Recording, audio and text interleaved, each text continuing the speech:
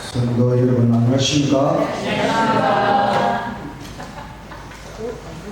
대전투 총서 설교 이제 절반쯤 왔습니다. 대전투 총서가 엘렌 화이트 선지자의 글 중에서 가장 중요한 말씀이고 총 한 3,500페이지 정도 됩니다. 장으로 하면 355장, 한 장에 보통 한 10페이지 정도 됩니다. 1년 동안 다 읽으려면 하루에 한 장, 그러니까 10페이지 정도 계속 읽으셔야 되고, 그 다음에 제가 한 장씩 설교하면 355번 설교해야 되는데, 그래서 3장을 세 장을 한 번 설교할 때마다 그렇게 해서 120편 설교로 1년 동안 계획을 하는데 지금 한 60번 정도 설교를 했습니다. 여러분 꾸준하게 따라오시려면 하루에 한 챕터, 그러니까 10페이지 정도 읽으시면 됩니다. 오늘은 시대의 소망 43장, 44장, 45장 참된 표적 이런 제목으로 말씀을 드리겠습니다. 장벽이 무너진 이방인 선교 이렇게 하여 마태복음 15장 21절부터 28절 본문입니다. 예수께서 거기서 나가사 두로와 시돈 지방으로 들어가시니 가나안 여자 하나가 그 지경에서 나와서 소리 질러 이르되 주 다윗의 자손이여 나를 불쌍히 여기소서 내 딸이 흉악하게 귀신 들렸나이다 하되 예수는 한 말씀도 대답하지 아니하시니 제자들이 와서 청하여 말하되 그 여자가 뒤에서 소리를 지르니 그를 보내소서.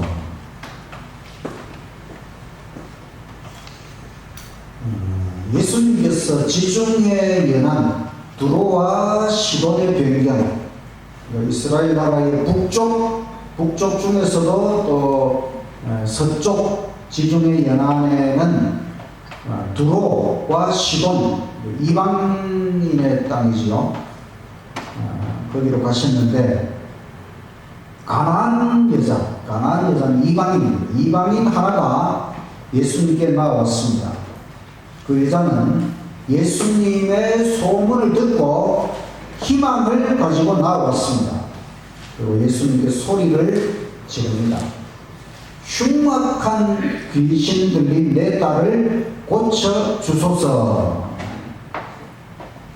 사실 예수님은 그 여자를 이미 알고 계셨고 의도적으로 이 여자를 만나기 위해서 이곳으로 오셨습니다. 유대인들은 전도의 대상 이방인들에게 장벽을 쌓아놓고 있었다. 하나님께서 이스라엘을 선택하신 것은 이스라엘만 구원하기 위한 것이 아니고 이스라엘을 통해서 이방 전 세계 모든 나라에 하나님의 복음을 전하는 것이 목적이었지요. 그래서 이방인은 유대인의 적이 아니고 전도의 대상입니다. 그런데 이제 유대인들은 이방인들에게 장벽을 쌓아놓고 아주 이방인은 아주 접촉하지 않아야 될 그런 사람들로 생각을 했어요. 예수님께서는 이 장벽을 허물기 원하셨습니다. 바로 이 사건을 통하여 예수님께서는 그 여인에게 아무런 응답 없이 그냥 지나가려고 하셨습니다. 그 여인의 믿음을 시험하는 것이죠. 여인은 믿음을 잃지 않고 계속 탐험하면서 예수님을 따라왔습니다. 예수님께서 그 여자에게 말씀하시기를 나는 이스라엘 집에 잃어버린 양 외에는 다른 데로 보내심을 받지 아니하였노라. 자, 이 말씀이 이스라엘이 잃어버린 양, 이거는 유대인을 말하겠습니까? 이방인을 말하겠습니까? 우리가 이제 자칫 잘못 생각하면 예수님은 이스라엘 집에서 잃어버린 양, 그러니까 유대인 중에 잃어버린 양을 구원하러 오셨는가 이렇게 생각하기 쉽지만, 물론 유대인 중에도 잃어버린 양이 있지만 사실은 이스라엘이 구원해야 될 모든 이방인 그 다 하나님께서 보실 때에는 잃어버린 양이지요. 사실 이 말씀의 깊은 뜻은 유대인이든 이방인이든 전도를 받아야 될 모든 자들을 위해서 예수님께서 이 땅에 오셨다는 것이지요. 여인이 예수님께 부복하여 부르짖습니다. 주여 저를 도우소서. 그랬더니 또 예수님은 이상한 말씀을 하십니다. 자녀의 떡을 취하여 개들에게 던지면 마땅하지 않다. 여기서 말하는 자녀는 이스라엘을 나타내고 개는 이방인을 나타내는 것입니다. 그래서 이 이스라엘이 받아야 될 그 떡을 이방인 개들에게 던지면 마땅하지 않다, 이런 말씀을 하시니까 그 여인이 개들도 주인의 상에서 떨어지는 부스러기를 먹습니다. 이 말은 개 취급에도 좋습니다. 은혜의 부스러기라도 좀 주십시오. 자, 이스라엘 백성들이 이방인을 아주 개 취급 이렇게 한 것이, 예수님께서 정말 이방인을 개로 취급한 것이 아니고 이스라엘이 가지고 있던 그 개념, 잘못된 개념을 가지고 지금 이 말씀을 하시는 것입니다. 하나님께서 이스라엘 백성들에게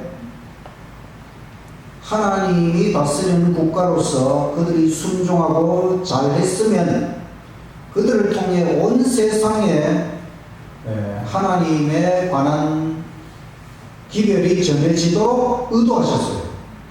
그런데 이제 유대인이 그걸 못하고 결국은 그 이방 나라의 우상을 이스라엘이 섬기게 되고, 더 나아가서는 그러다가 결국은 이방 나라의 포로로 잡혀가고, 그러니까 이제 이 유대인들이 이방 나라와 상종을 안 해야 되겠다. 그러면 이제 전도의 문도 막아버리는 것이죠. 하나님의 뜻은 이게 아닙니다. 이방의 신을 섬길 것이 아니라, 이방 나라에 딸려갈 것이 아니라, 하나님 안에서 번영하면서 하나님에 관한 참 진리를 이방에 전하고 그들에게 전도하도록, 이런 올바른 방향으로 나아가야 되는데 이스라엘이 그렇게 하지 못하고 역사 속에서 실패하고 결국은 이방 신을 섬기다가 이방의 포로로 잡혀가고, 그래서 이제 그 역작용으로 이스라엘이 아주 이방인을 아주 상종하지 않아야 될 개처럼 이렇게 여기고,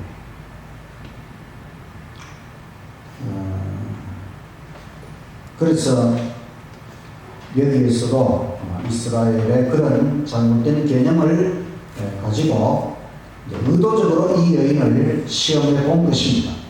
그런데 이 여인은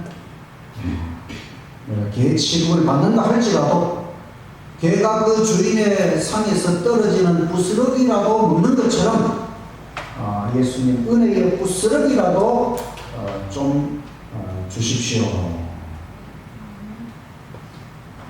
예수님께서 이제 이 여인의 그 태도에 대하여 만족하시고, 여자야, 내 믿음이 크도다. 내 소원대로 되리라. 그 시각으로부터 그 여인의 딸은 완쾌되었다.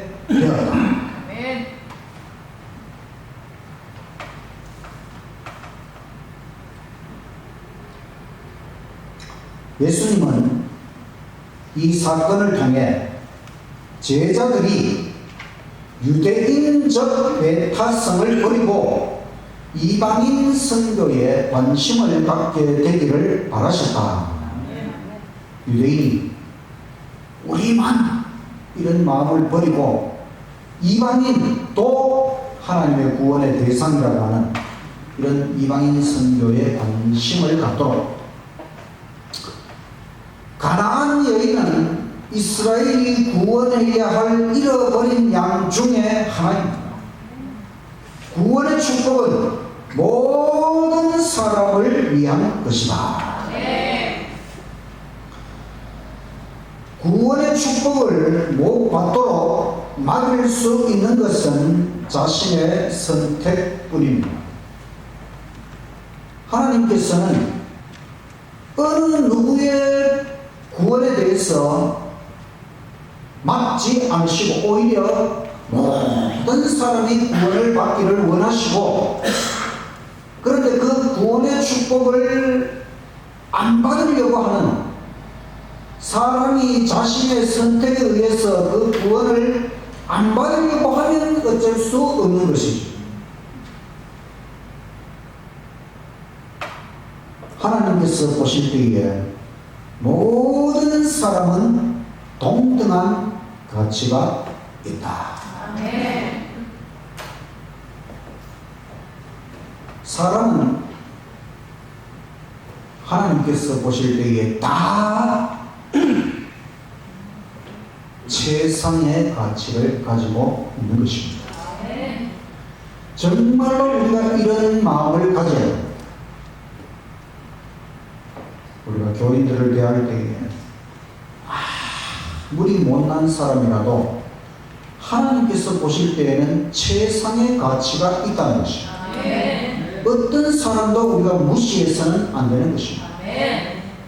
밖에서도 마찬가지, 교회 안에서도 마찬가지, 어디에서도 모든 사람은 하나님께서 보시는 그런 시각으로 정말 모든 사람을 존중하고 사랑하고 하나님의 구원을 받아야 될 그런 하나님의 자녀로 바라보게 되시기를 간절히 바랍니다. 44장 참된 표적, 마태복음 15장 29절에서 39절, 16장 1절에서 12절 본문입니다. 예수께서 데가폴리 지방, 여기는 여기도 이방인 지역인데 그 갈릴리 바다의 동쪽, 북동쪽 정도로 생각하면 됩니다. 여기는 전에 그 무덤 사이에 두 광인을 고치실 때에 돼지떼가 볼살했던 지역입니다. 여기서 이번에는 예수님께서 귀 먹고 말을 듣는 사람을 고쳐주셨습니다. 에바다, 열리라, 이렇게 하셔서 그 사람을 고쳐주셨죠. 그리고 이제 예수께서 산에 오르시자 무리들이 몰려들었습니다. 그들은 이방인이었지만 예수님께서 모든 병자들을 다 고쳐주셨습니다. 3일 동안 이방인 군중들에게 말씀을 전하셨는데 양식이 떨어졌어요. 그래서 이번에는 예수님께서 떡 7개 그리고 생선 2마리로 이방인 4,000명을 먹이셨습니다. 지난번에 떡 5개하고 물고기 2마리로 5,000명을 먹이신 것은 유대인이고, 그래서 5,000명을 먹이신 기적은 유대인을 위해서, 4,000명을 먹이신 기적은 이방인을 위해서. 예수님께서 이렇게 말씀을 전하실 때에 유대인들도 5,000명이나 모인 그런 집회가 있었고, 이방인도 4,000명이나 모이는 이런 엄청난 집회가 있었다. 말이 4,000명, 5,000명이지 여러분 엄청난 숫자 아닙니까? 4,000명, 5,000명이 모이려면 오늘날 우리나라로 치면 한 개급. 제가 제 고향 안동시 일직면 인구는 2,000명 정도밖에 안 돼요. 한 개 면 인구는 2,000명밖에 안 돼요. 근데 5,000명, 그 남자는 5,000명이니까 한 10,000명 모이려면 우리나라로 치면 한 개 읍에 있는 사람은 전부 다 모이는 엄청난 군중이 몰려왔다는 것이지요. 예수님의 인기, 예수님이 참 메시아가 아니면 어떻게 이렇게 4,000명, 5,000명 유대인, 이방인 할 것 없이 다 모일 수 있었겠느냐. 바리새인들과 사두개인들이 연합해서 예수님께 나왔어요. 원래 이 사람들은 연합하는 사람들이 아닌데 예수님 공격할 때는 꼭 연합합니다. 그들은 예수님께 표적을 요구했어요. 예수님께서는 시대의 표적을 분별할 수 없느냐? 지금 이 시대의 표적, 바로 예수 그리스도, 하나님께서 보내신 예수 그리스도 자체가 표적이라고 하는 것입니다. 그런데 너희들이 시대의 표적을 분별하지 못하고 있구나. 요나의 표적 밖에는 보여줄 표적이 없다. 요나의 표적. 요나가 3일 동안 고래 속에 있었던 것처럼 예수님께서는 3일 동안 땅 속에 계실 것이다. 십자가의 죽으심과 3일 후의 부활, 이 표적을 예수님께서 보여주시겠다. 근데 요나의 표적이 일어난 그때 니느웨는 회개했지만 더 큰 표적이 일어나는 지금 이스라엘은 회개하지 않는구나. 인류 축복을 위한 예수님의 모든 이적은 그분의 신성에 관한 표적입니다.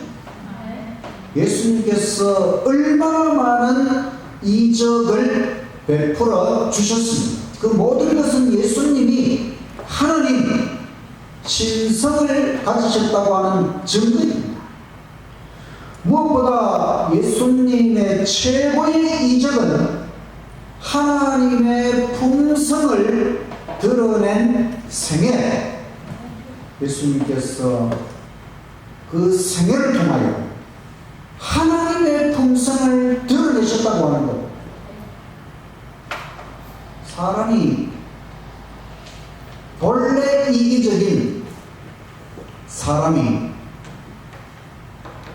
하나님의 품성만 드러낸다고 하는 것은 사실 불가능한 일이잖아요. 근데 예수님은 오직 하나님의 품성을 드러내시고 또 하나님의 말씀을 주시고 이 모든 것이 최고의 이적이라고 하는 것이죠. 인간의 변화, 품성의 변화는 구주께서 역사하고 계시는 뭐다? 기적입니다. 기적. 여러분, 우리의 품성이 변화되고 있습니까? 안 되고 있습니까? 되고 있습니다. 변화되고 있는 것입니다. 아멘. 우리가 예수님을 믿기 시작해서 10년, 20년, 30년 세월이 지나가면서 우리의 품성이 처음 믿을 때부터 지금까지 쫙 생각을 해보면은 조금씩 알지 못하는 사이에 변화가 되고 있는 것입니다.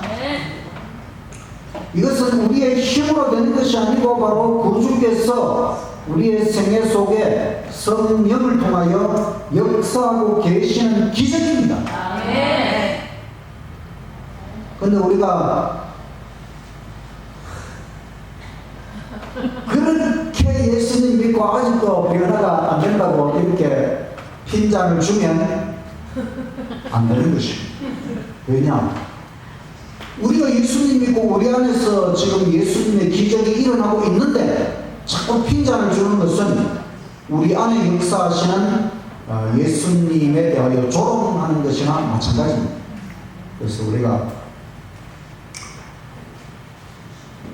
물론 빨리 변화가 되면 좋겠지만 빨리 안 돼도 다 되고 있다고 하는 그런 믿음을 가지고 예수님께서 이렇게 사람을 조금씩 변화시켜 주신다고 하는 것 믿음으로 바라보고 우리가 사람들을 다 격려하고 끝까지 변화의 길을 가도록 도와주어야 된다. 예수님께서 바리새인들과 사두개인들의 누룩을 주의하라. 누룩이라는 외식은 뭐냐면 이 바깥을 장식하는 거죠. 속은 그렇지 않으면서 바깥만 장식하는, 이게 미선이죠. 미선. 이 바리새인들과 사두개인들의 그 이기주의, 이건 이기주의에서 나온 것이다. 자신들도 사실 다른 사람들하고 똑같지만은 그저 겉모습만 장식을 해서 마치 자신들 속에 들어있는 그 이기심을 감추고, 그래서 이 바리새인들과 사두개인들은 자신을 영화롭게 하는 것이 그들 생애의 목적이었다. 자기들이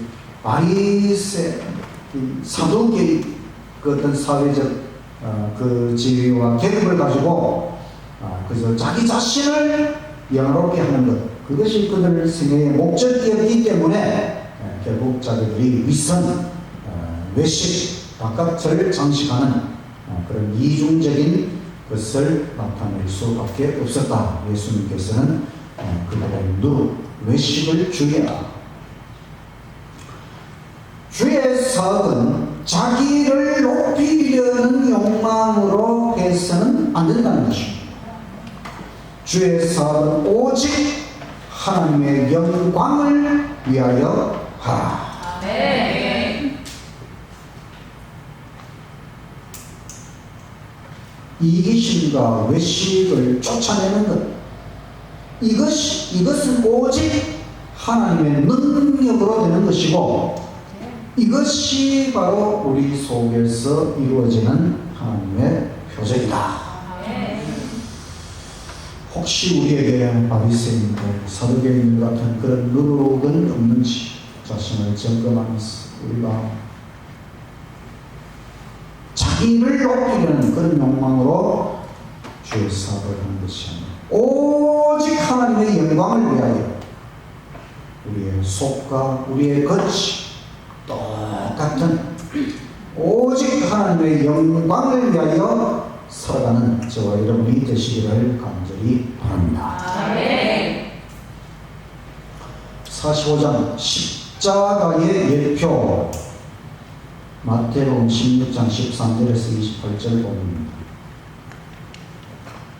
예수 그리스도께서는 하늘 보좌에 계실 때 이미 이 땅의 삶, 초림의 전체 여정, 말구유에서부터 십자가까지 그 모든 인생의 여정을 내가 보시고 내려오셨습니다.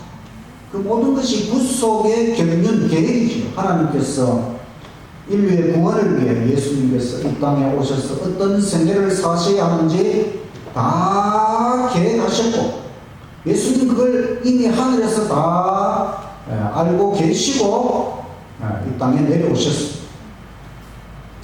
예수님은 이제 십자가 고난의 길, 바로 피의 침례를 받으시는 그 길을 가셔야 되는데, 이 길을 가기 전에 이 제자들에게 미리 알리기를 원하셨어요. 왜냐하면 제자들이 이걸 모르고 예수님을 메시아로 믿고 따랐는데, 예수님께서 십자가의 그 길을 가시는 것을 아무 준비 없이 그것을 목격해서는 안 되기 때문에, 그래서 예수님은 제자들에게 그 십자가에 대하여 미리 예고하십니다. 이스라엘은 예수님을 선지자로는 믿었지만 메시아로는 믿지 않았습니다.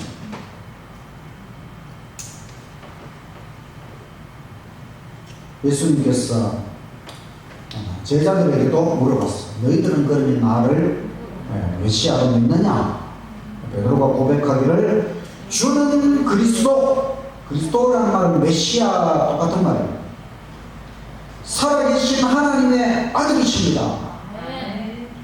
예수님께서 이를 너희에게 알게 한 이는 사람이 아니고 성령 하나님이시라.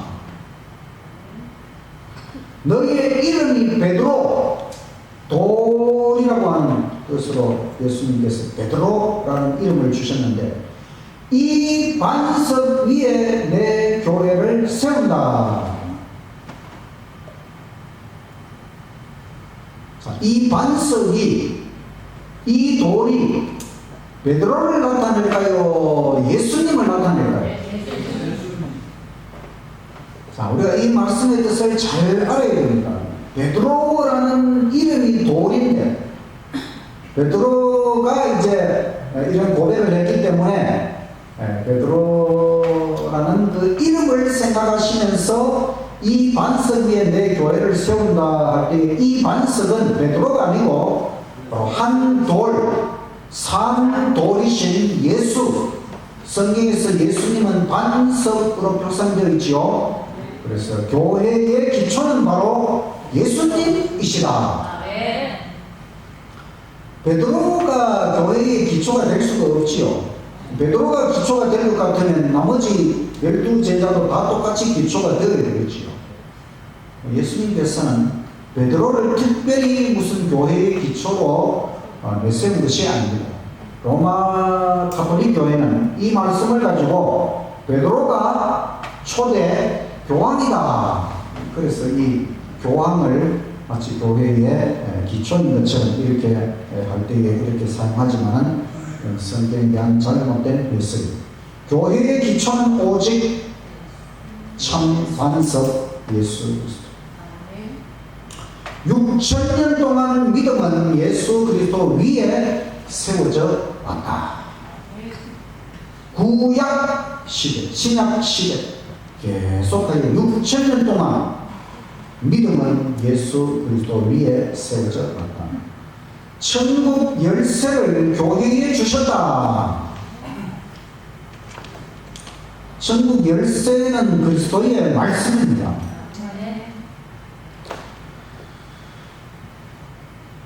천국을 열 수 있는 열쇠는 예수 그리스도의 말씀이고, 이 그리스도의 말씀을 교회에 주셨다고 하는 것입니다.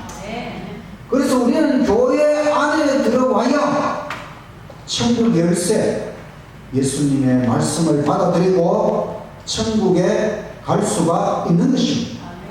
하나님께서 교회를 세우신 것은 대단한 의미가 있습니다. 이 교회를 통하여 천국 복음이 온 세상에 전해지도록 하셨지요.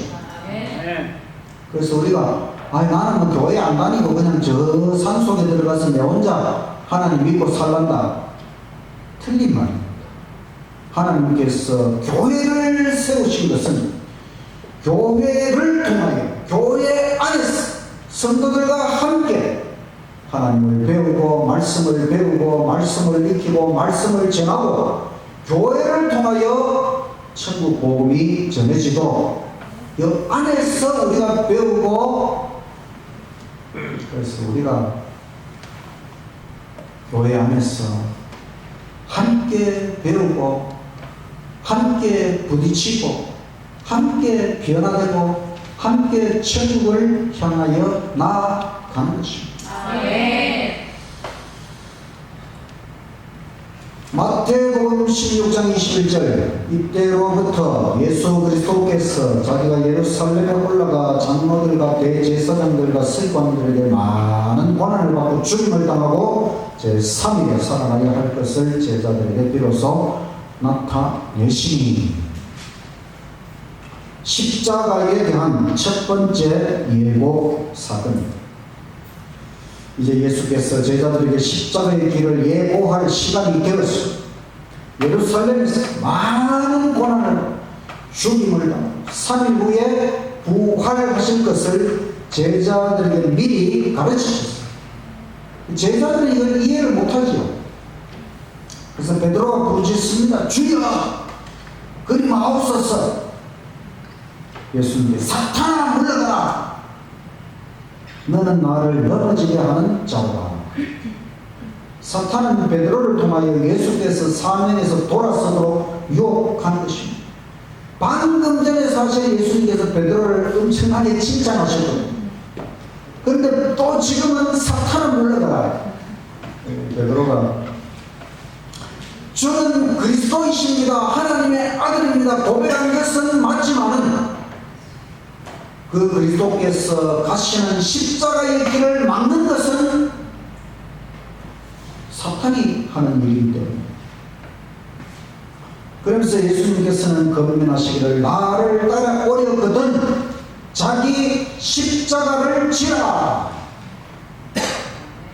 십자가는 그 당시에 가장 굴욕적인 사형 기구이고, 예수님께서 십자가를 지시고 죽기까지 복종하신 것처럼 우리가 자신의 십자가를 지고 예수님을 따른다는 것은 자아를 완전히 포기하는 것입니다.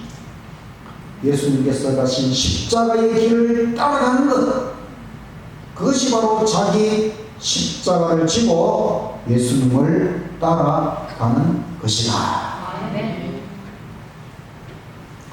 예수님께서는 우리가 잃어버림 당했을 때 하늘을 되실 만한 곳으로 여기지 않으셨다. 우리의 구원을 위해 예수님께서 하늘 궁전에서 내려오셨다. 그리고 비난과 모욕의 생애를 사시고 치욕의 죽음을 받아 들으셨다.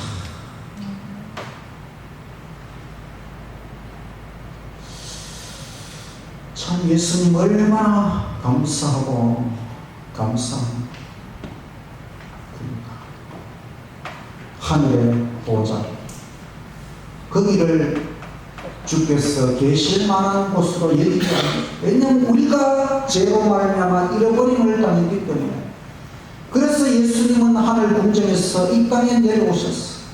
우리를 구원하시기 위하여 비난과 모욕의 일생을 보내시고 그 치욕적인 십자가의 죽음을 받아들이셨다는 것입니다. 예수님의 자기 희생, 동정, 사랑이 하나님의 일꾼의 생애에서 재현되어야 한다. 우리가 진정 하나님의 일꾼이라면 예수님의 그 생애, 자기 희생적이고 동정심이 많으시고 사랑이 충만하신 그 예수님의 모습이 하나님의 일꾼의 생애에서 다시 나타나야 한다는 것입니다. 이기심은 곧 죽음인 것입니다. 자신을 위한 그 이기심은 곧 죽음이고, 생명에 필요한 피처럼 그리스도의 사랑이 발산되어야 한다.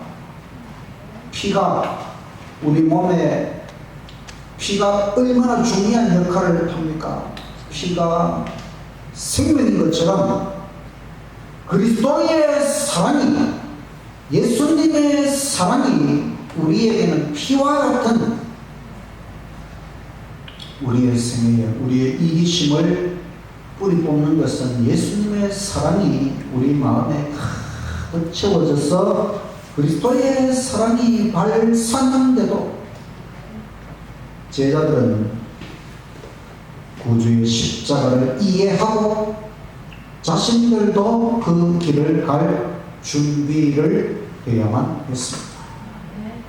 예수님께서 이 제자들이 지금은 예수님의 죽음의 그 의미에 대해서 잘 이해하지 못하고, 그렇지만 그 모든 제자 훈련을 통하여 그리고 십자가의 그 마지막 모습과 또 오순절 성령 강림의 모든 것들을 통해 마침내 제자들이 예수님을 완전히 이해하고 그들도 예수님 가신 그 길을 가도록, 그래서 12제자, 가룟유다 제자하고 다 예수님을 위하여 희생하고 헌신하고 충성하고 마침내 순교자가 되기까지 정말 예수님을 따라간 제자들이 되었습니다. 오늘 말씀을 통해 우리는 참된 표적, 예수님의 전체가 다 표적이지요. 예수님이 이 땅에 아기로 태어나신 것부터 십자가 죽음에 이르기까지 예수님 생애의 모든 것이 정말 표적이지요. 죄가 하나도 없는, 생각으로도 죄를 짓지 아니하시고 말씀을 통하여 하늘의 기회를 주시고 이적을 통하여 신성의 증거를 보여주시고 모든 것 하나님께서 하늘에서 계획하신 그대로 그 길을 걸어가신 예수 그리스도, 이거는 꾸며낼 수 없는 것이지. 우리가 예수님 그분의 생애 전체가 우리에게 표적이라고 하는 것은 사도의 서고 또 시대의 소망, 선지자의 말씀을 통해 예수님을 깊이 깨닫고 확신하고 이 예수님을 믿고 우리도 십자가를 지고, 우리에게 주어진 십자가를 지고 예수님을 따라가야만 하는 것입니다. 그것이 우리의 생애에 나타나는 표적이죠. 예수님 안 믿으면 우리에게 어떻게 이런 표적이 일어날 수 있겠습니까? 그러나 예수님